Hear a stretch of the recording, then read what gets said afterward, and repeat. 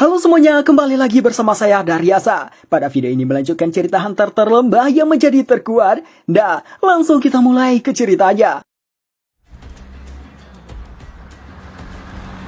Choi Jong-in dan Bae Yoon-ho mendatangi asosiasi Hunter. Kedatangan mereka membuat para wartawan berkumpul di tempat mereka. Yoon-ho heran kenapa ramai sekali reporter hari ini. Para reporter menanyakan mengenai Lee Min-sung, apakah ingin merekrutnya, dan apa pendapat tentang Lee Min-sung yang keluar dari dunia entertain. Yoon-ho tidak tahu siapa itu Lee Min-sung. Yoon-ho bilang tujuannya ke sini bukan orang yang disebutkan itu. Di sisi lain, Jong-in tahu Lee Min-sung, dan lagi Lee Min-sung sudah menandatangani kontrak dengan Guild Reaper. Jong-in bilang dia ke sini untuk urusan lain. Mendengar itu, mereka pada bubar. Yoon-ho mencoba memprovokasi Jong-in dengan insiden mengerikan yang dia alami Hunter Guilds. Jong-in balik memprovokasi bahwa itu bukan apa-apa dibandingkan White Tiger yang kehilangan rank A baru. Setelah itu, mereka membicarakan tentang Jin-woo yang membantu guild mereka di dua insiden itu. Pembicaraan mereka sampai adu mulut karena sama-sama menginginkan Jin-woo. Seseorang menyapa mereka. Dia ini Lim Tae-gyu, Guild Master dari Reaper Guild, salah satu dari 9 rank S di Korea. Lim Tae-gyu mengiranya mereka bertengkar karena memperebutkan Lee Min-sung yang sudah bergabung dengan guildnya.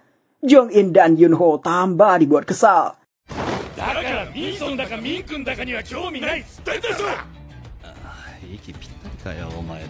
Tidak jauh dari sana, ada Jin-woo yang dijadwalkan periksa ulang hari ini. Dia juga heran melihat kerumunan di sini. Beberapa saat setelah itu, Lee Min-sung memulai konversi pers. Di sekolahnya Jina, siswi di kelasnya pada melihat konversi persnya Lee Min-sung, sementara dia dan Song Yi tidak tertarik. Lee Min-sung menceritakan lagi apa yang telah tersebar di berbagai media bahwa dia telah bangkit jadi hunter. Sekarang dia mau memeriksa ranknya. Min-sung mencoba menarik simpati masyarakat dengan mengatakan akan memenuhi tanggung jawab sebagai hunter dan melindungi orang-orang.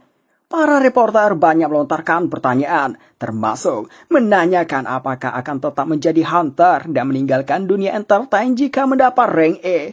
Dalam hatinya dia tidak mau, tapi laganya seakan tetap mengabdi sebagai hunter.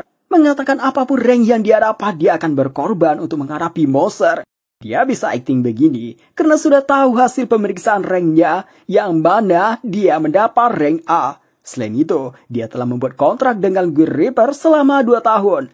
Dalam kurun waktu itu, dia berencana bekerja asal sebagai hunter lalu kembali ke dunia entertain. Pidato penarik simpatinya terhenti sebab seorang petugas memberhentikan Jin-woo dengan nada suara yang tinggi. Petugas itu menyuruh Jin-woo pergi, jangan ganggu orang lagi siaran. Jin-woo bilang dia ada perlu ke kantor asosiasi, namun petugas itu tetap menyuruh Jin-woo pergi. Seseorang datang mengatakan siapa yang menyuruhmu mengusirnya. Orang itu adalah Go Gun-hee. Gun-hee mengatakan pria itu tamunya. Lalu mengingatkan Lee Min-sung kalau dia sudah menyuruh hentikan konversi pers ini, setelah itu mengajak Jin-woo ikut dengannya. Lee Min-sung tidak bisa membantah perkataan Gun-hee. Dia terdiam, padahal dia mengatur spotlight untuknya, tapi malah diganggu sama pria tidak dikenal. Sekarang, dia memikirkan bagaimana caranya dia menghadapi situasi saat ini. Dia meminta maaf pada pers, lalu pergi dengan alasan ingin memeriksa ke dalam. Di pintu masuk, dia dicegat sama Jin-chul. Jin-chul menginfokan, sekarang ada hunter yang sedang menjalani pemeriksaan. Sebelum selesai, tidak ada yang boleh masuk. Lee Min-sung mencoba menggunakan pengaruh dirinya. Dia berbisik pada Jin-chul, menanyakan apakah tidak mengenal dirinya. Dia mengancam akan terjadi sesuatu pada Jin-chul jika tidak menurut. Jin-chul tidak peduli hal itu. Dia langsung memotong perkataan Lee Min-sung, bilang aku tidak mengenalmu. Setelah itu, balik mengintimidasi Lee Min-sung.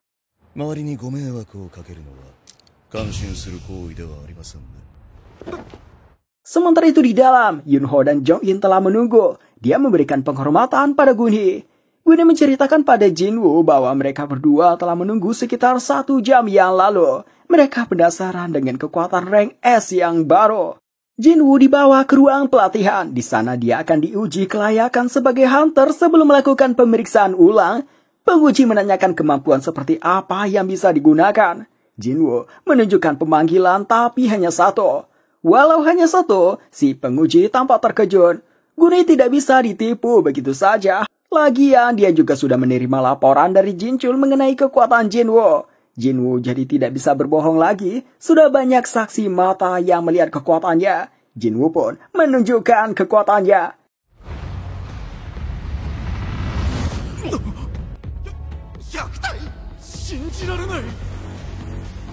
Dengan saman sebanyak itu, Jinwoo mengatakan dia masih bisa mengeluarkan setidaknya 100 lagi. Semua yang ada di sana pada terkejut, terlebih Jong-in dan Yunho. Mereka merasakan jumlah mana yang sangat banyak berasal dari Jinwoo, sampai membuat mereka merinding. Setelah itu dilakukan pemeriksaan ulang untuk formalitas saja. Habis itu barulah lisensi Hunter milik Jinwoo keluar. Ranknya telah diupdate ke rank S, sementara dia dikategorikan ke dalam Hunter tipe match dari pemanggilan tadi. Saat hendak keluar, dia telah dinanti Jong-in dan Yunho. Mereka mengucapkan selamat telah menjadi rank S. Mereka mengajak Jinwoo untuk bicara. Jinwoo melewati mereka, beralasan habis ini dia ada janji. Mereka seperti mau menghentikan Jinwoo, tapi Jinwoo sudah terlanjur keluar. Rupanya di luar banyak media yang menanti, melebihi dari yang tadi. Jinwoo pun terkejut di buahnya. Songyi terkejut melihat berita di HP-nya. Dia menyuruh Jina lihat beritanya. Ada abangnya Jina masuk berita. Jina melihat berita tersebut dan langsung terkejut. Di berita itu, diberitahukan telah terlahir Hunter rank S ke-10 di Korea. Di sebuah tempat, kelompok tim penambang Guild Hunters juga sedang melihat berita Jinwoo. Orang yang ditatap tajam Jinwoo sebelumnya mengatakan sudah dia bilang orang itu pembunuh.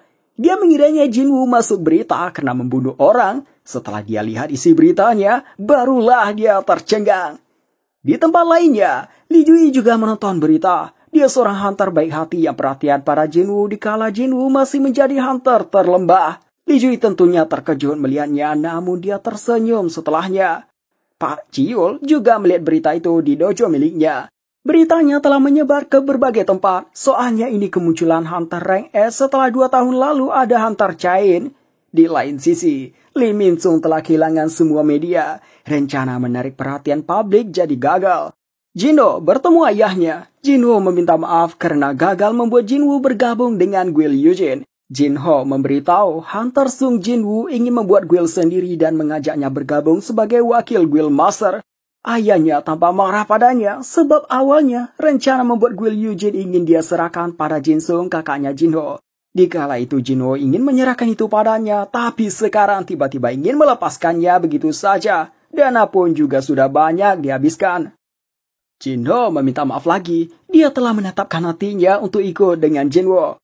Kembali ke depan kantor Asosiasi Hunter. Banyak reporter berdesak-desakan untuk mewawancarai Jinwoo sehingga staf asosiasi menghalangi mereka. Yunho menawarkan diri mengantarkan Jinwoo. Jinwoo mengatakan tidak usah, setelah itu pergi.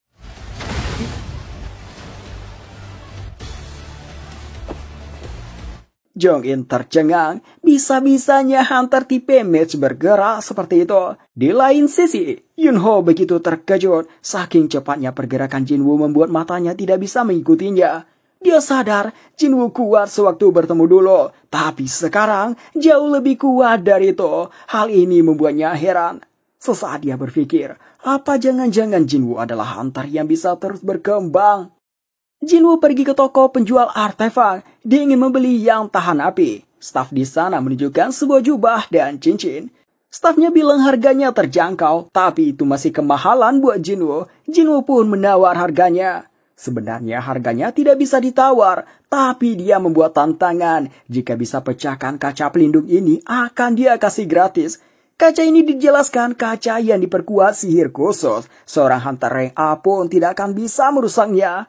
Jinwoo memang merasakan adanya sihir, namun dia pikir tidak sekuat itu. Jinwoo tertarik untuk menghancurkannya. Di saat Jinwoo ingin melakukannya, penjual yang merasakan kekuatan Jinwoo langsung menghentikan Jinwoo. Dia bilang dia cuma bercanda dan beralasan meskipun tidak pecah, getarannya bisa memicu alarm.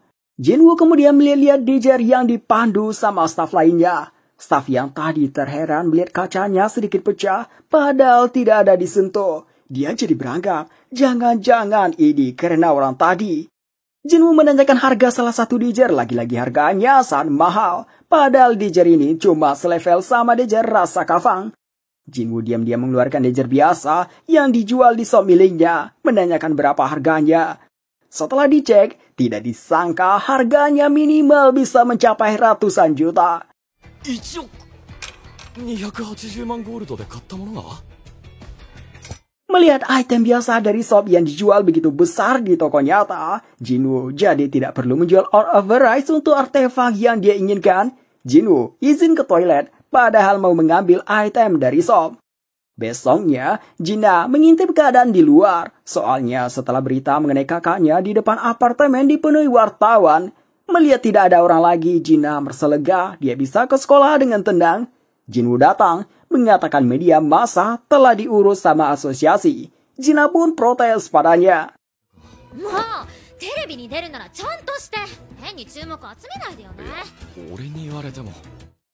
Jinwoo izin pergi lagi seminggu mulai dari besok. Jina menanyakan alasannya, di saat itu ada yang menyembunyikan bel. Jinwoo mengira itu wartawan, ternyata itu Jinho yang membawa tas besar karena diusir ayahnya. Melihat ini, Jinwoo menemukan ide. Dia mengatakan seminggu mulai besok dia akan kerja dengan Jinho. Meski Jinho tidak mengerti maksudnya, dia tetap menurut saja omongan Jinwoo.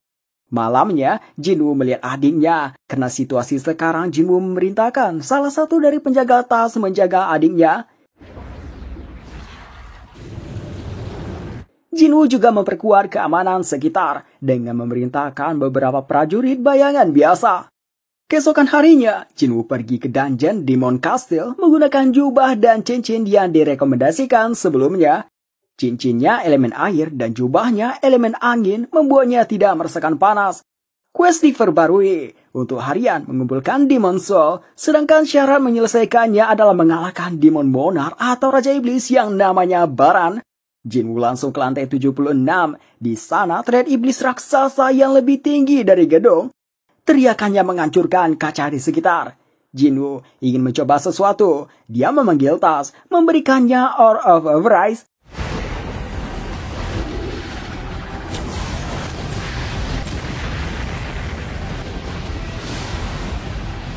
Jinwoo sampai terkejut dengan kekuatannya. Iblis sebesar itu langsung hangus, padahal kekuatan tas dilemahkan setelah menjadi shadow.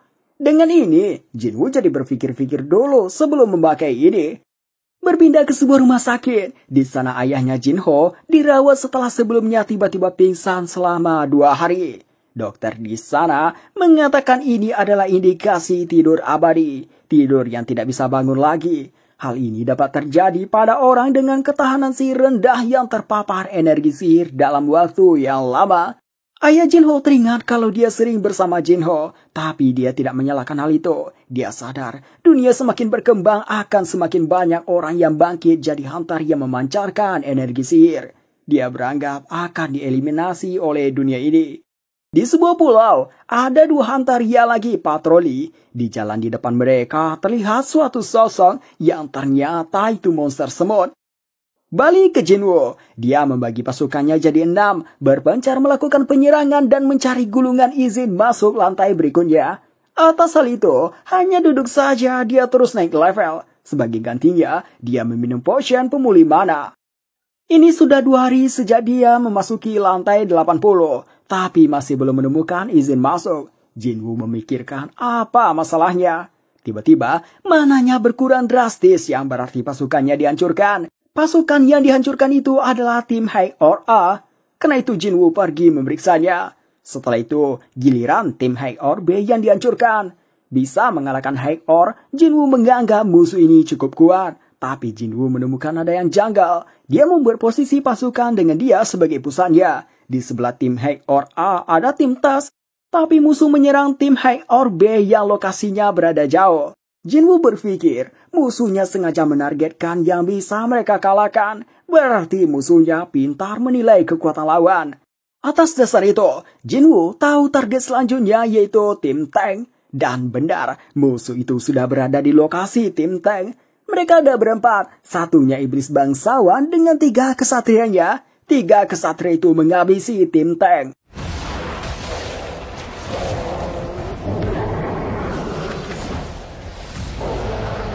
Melihat pertarungan mereka, Jinwoo jadi merasa wajar Shadow Army-nya dikalahkan. Jinwoo menunjukkan dirinya. Melihat itu, Jinwoo langsung diserang salah satu dari mereka. Jinwoo mudah menghindarinya, lalu menyerang balik.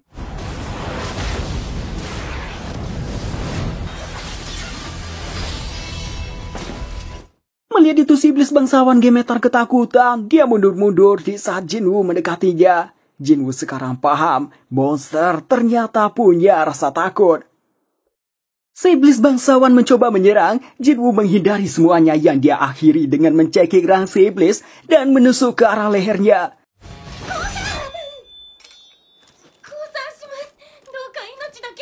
Si iblis memohon ampuni dia. Jinwoo agak terkejut mendengar suaranya, dia pun membuka helmnya.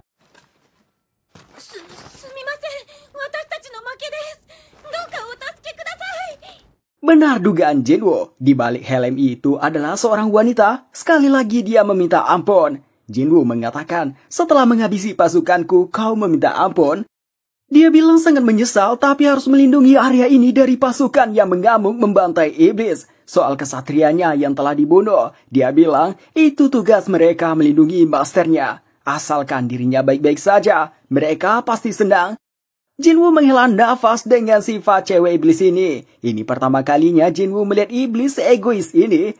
Ya, Jinwoo melepaskannya karena tidak suka membunuh iblis yang mirip manusia.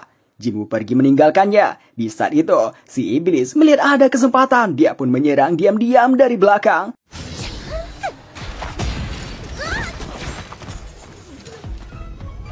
Setelah gagal, si iblis langsung bersujud memohon lagi ampuni nyawanya serta berjanji akan melakukan apapun. Tas menerbangkannya, Jinwoo menanyakan mengenai surat izin masuk lantai berikutnya. Dia berjanji akan memberikannya asalkan diampuni dan memberitahukan kalau dia juga tahu lokasi surat masuk lainnya. Jinwoo mendekatkan wajahnya padanya. Si iblis dibuat ngeblus. Sesaat setelah itu, langsung dibuat ketakutan melihat tatapan tajam Jinwoo. Jinwoo meminta konfirmasi apakah si cewek bisa dipercaya. Dengan keringat dingin, si cewek bilang dia tidak berbohong. Karena itu, Jinwoo mempercayainya menanyakan kalian sebenarnya siapa. Si cewek iblis memberitahu namanya Esil, putri tertua klan Radir. Jinwoo tidak menanyakan hal itu. Sebenarnya, dia ingin mengorek informasi mengenai sistem. Jinwoo menanyakan lebih spesifik, apakah dalam kepala kalian terdengar suara untuk terus membunuh manusia? Esil tidak mendengar suara itu, tapi ada suara yang menyuruh iblis melindungi tempat ini. Itu terjadi sejak datang ke sini.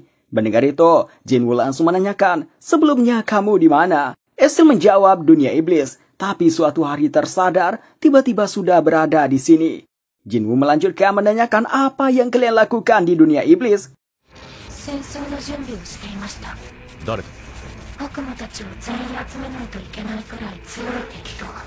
Info yang diberikan Esil tiba-tiba terhenti. Terjadi semacam glitch lagi. Perkataan Esil berubah dengan mengatakan, informasi cukup sampai di sini, percakapan dihentikan.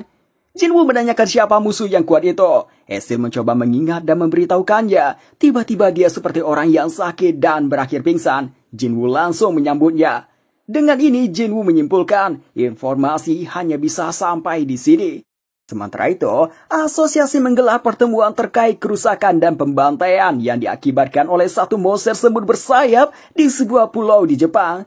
Korban warga sipil tercatat sebanyak 294 orang. Hunter sudah dikirim sebanyak 108 orang. Namun, 4 rank E, 1 rank C, dan 1 rank B terbunuh. Info terbaru, Hunter rank A sudah dikirim dan berhasil membunuh monster tersebut. Melihat satu monster bisa membuat hal ini, Gwynny menyimpulkan monster semut ini setara rank A. Mayat semut yang ditemukan dan di beda sebelumnya juga dikategorikan monster rank A. Pulau yang menjadi korban penyerangan monster semut kali ini berjarak 120 km dari Pulau Jeju. Jika kemampuan terbang monster semut berkembang akan sampai di pulau di selatan pulau utama Korea. Maka dari itu Gunhee memerintahkan segera kirimkan permintaan kerjasama ke Jepang. Dan kabarkan juga negara tetangga untuk siaga. Balik ke Jinwoo, Esil digendong sama tas. Esil menanyakan kenapa dia pingsan. Jinwoo menyuruh jangan pikirkan itu. Mereka sekarang menuju kastil klan Radir. Dikatakan Esil kalau surat izinnya ada di sana. Sampainya di sana, ayahnya Esil terkejut melihat Jinwoo. Mempertanyakan kenapa Esil membawa orang ini. Ezil heran melihat ayahnya yang ketakutan. Rupanya ayahnya melihat Shadow Army di balik bayangan Jinwoo. Dengan pasukan sebanyak itu, dia mengira Jinwoo ingin menaklukkan kastil ini. Dia pun memerintahkan para kesatria membunuh Jinwoo. Jinwoo sekarang dikelilingi para kesatria yang mengarahkan pedang ke lehernya. Ezil meminta ayahnya untuk tendang. Jinwoo terlihat santai saja dalam situasi ini. Jinwoo mengatakan dia sudah membuat janji dengan Ezil. Asalkan dapat surat izin, dia akan langsung pergi. Ayah Ezil sadar tidak akan bisa mampu mengalahkan Jinwoo. Klannya adalah klan terlemah dari 20 klan iblis. Apalagi dia mendapat info Jinwoo mengalahkan Metus dan Vulkan. Jadi dia menurut memberikan Jinwoo surat izin. Setelah memberikan itu, dia langsung menyuruh Jinwoo pergi. Jinwoo minta satu lagi permintaan.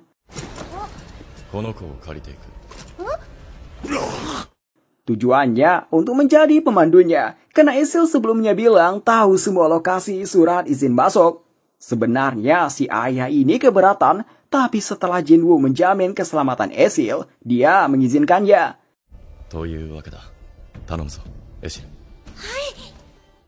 Singkat cerita, Jinwoo telah membereskan sampai lantai 89. Igris dan Tank telah mencapai level max dalam ranknya, sehingga mendapat promosi. Igris yang tadinya rank naik menjadi rank elite naik, sama seperti Tas, sedangkan Tank dari rank elite ke naik. Elite naik dianggap Jinwoo mungkin setara dengan rank A atau rank S.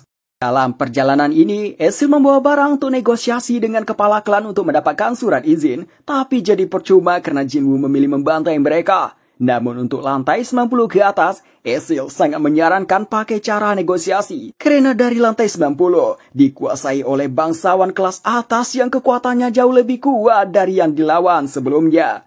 Jinwoo memberitahukan sebuah kenyataan. Jika umpamanya dirinya lebih lemah dari klan Ezil, apakah Ezil akan tetap mau negosiasi? Dari perkataan itu, Ezil tersadar. Jinwoo mengingatkan perkataan Ezil sebelumnya, di mana bangsawan iblis selalu berperang untuk merebutkan posisi. Jinwoo bilang dia akan menjadikan klan Radir nomor 1. Ezil menanyakan kenapa Jinwoo membiarkan klannya tetap hidup. Jinwoo mengatakan dia tertarik pada Ezil. Perkataan Jinwoo itu candaan saja, dia merasa Ezil sama seperti Jinho yang ceroboh. Karena Ezil mengatakan lawannya akan jauh lebih kuat, Jinwoo mengatakan Ezil boleh kembali, cukup beritahu saja di mana lokasi surat izinnya. Ezil pun terkejut, mengiranya Jinwoo menganggapnya tidak berguna. Jinwoo memegang lengannya, memberitahukan kalau Ezil sangat membantu, lalu mengucapkan terima kasih. Ezil tidak mau kembali, dia ingin menemani Jinwoo sampai akhir, ingin melihat apa yang bisa Jinwoo capai. Melihat tekadnya, Jinwoo jadi memperbolehkannya. Benar perkataan Ezil, mulai dari lantai 90, kekuatan musuhnya jauh lebih kuat dari lantai sebelumnya. Level dan jumlah iblisnya jauh lebih banyak. Meski begitu, Jinwoo terus naik lantai. Jinwoo sudah bertekad, jelajah kali ini dia akan mendapatkan Elixir of Life. Berpindah ke Hunter's Guild, Jong-in memberitahu Chain kalau dia dan Chain ditugaskan untuk raid ke Pulau Jeju yang keempat. Selain mereka, baik Yunho dari White Tiger dan semua hunter rank S di negara ini akan berpartisipasi. Mendengar itu, dalam hatinya Hein beranggap Sung Jinwoo juga ikut. Untuk kapan waktunya akan ditentukan di pertemuan, dan untuk rencana akan didiskusikan dengan hunter besar yang datang ke Korea. Kembali ke Jinwoo, dia telah sampai di lantai terakhir, lantai 100. Di sana tidak terlihat siapa-siapa. Setelah itu terasa aura yang sangat kuat yang berasal dari iblis yang menunggangi Wyvern.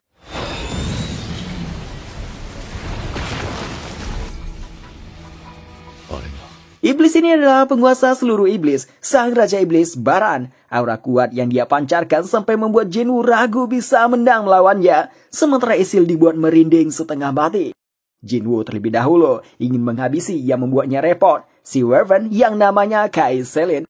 Namanya berwarna oranye yang berarti seimbang dengannya. Baran memanggil pasukan neraka. Jumlahnya begitu banyak, mungkin ribuan. Terlebih setingkat dengan rank A ada 100 lebih. Mereka mengelilingi Jinwoo dan Ezil. Ezil ketakutan, dia hanya bisa mengharapkan Jinwoo. Pasukan Baran mulai bergerak. Jinwoo menggunakan Monarch Domai dan memanggil Shadow Army.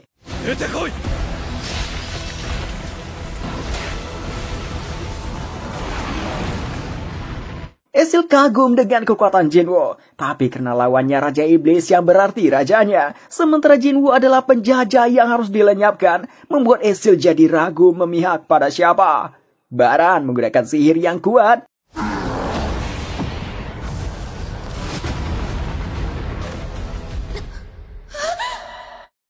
Jinwoo melindungi Ezreal. Melihat ini, Ezreal tidak ragu lagi memihak pada Jinwoo. Serangan petir barusan menghasilkan efek stun. Shadow Army yang terkena langsung hilang, tapi bisa bangkit kembali walau itu memakan MP. Serangan petir itu terus terjadi. Jinwoo tidak ingin MP-nya terus berkurang karena serangan ini, jadi dia memilih bergerak. Dia melewati petir-petir yang menyambar ke tanah, lalu menggunakan skill sprint dan kamuflase. Dia menuju ke sebuah gedung. Dari sana melompat ke Baran mengincar sayap Wyvern. Tidak Jinwoo sangka, skill kamuflasenya disadari sama Baran, sehingga Baran bisa menangkisnya. Hanya dengan ayunan pedangnya, Jinwoo sampai terlempar keras.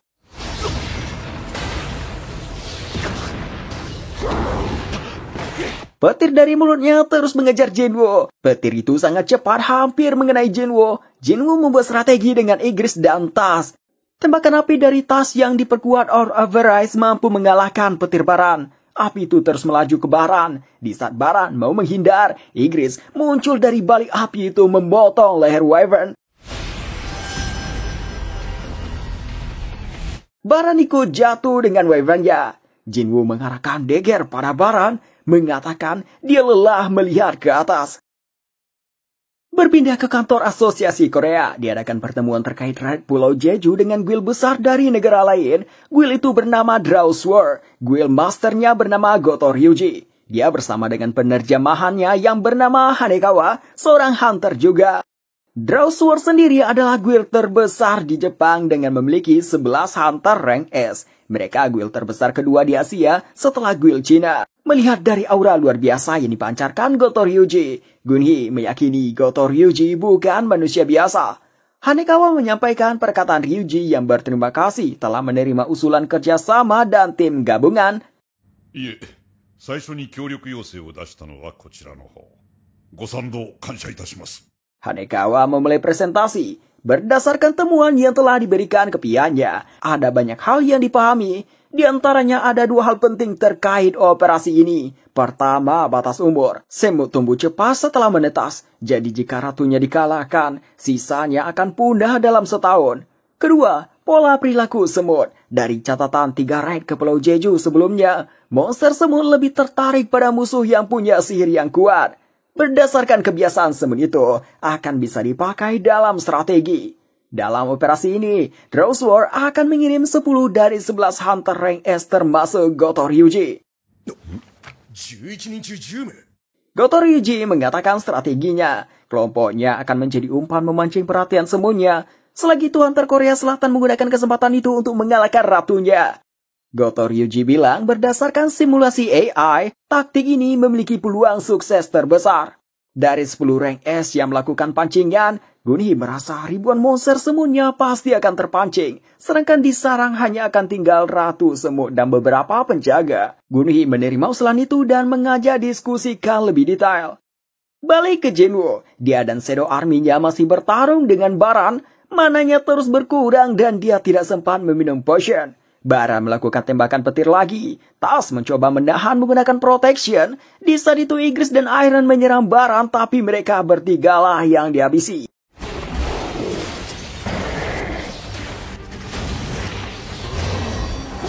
Setelah Igris dihabisi, Jinwoo muncul dari belakangnya melakukan serangan kritikal. Sayangnya itu bisa dihentikan Baran.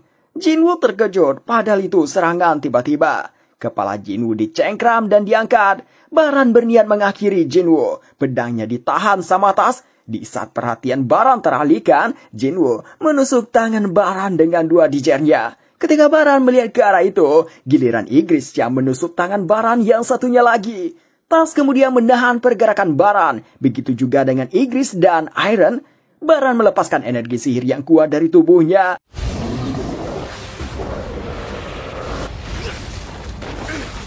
Dari sana, MP Jinwoo habis, tidak bisa membangkitkan Shadow lagi. Baran menggunakan dua dijer sama seperti Jinwoo. Tubuhnya dipenuhi petir. Hujan turun. Mereka berdua diam sesaat. Setelah itu, memulai pertarungan yang epik.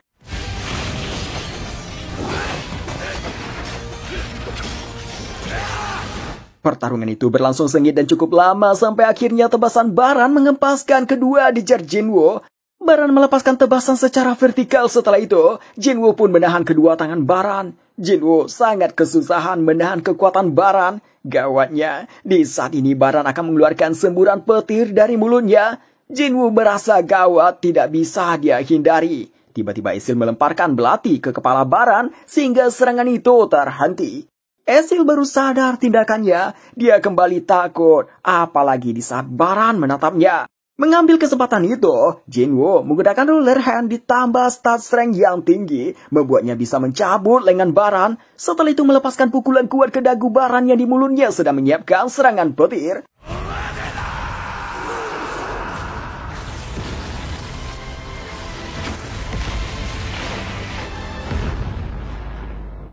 Dengan dikalahkannya Baran, quest berhasil diselesaikan. Jinwoo menyuruh Esil pulang dan beritahu ayah Esil. Sekarang, klan Radir di peringkat pertama. Esil pun tampak sendang sampai meneteskan air mata.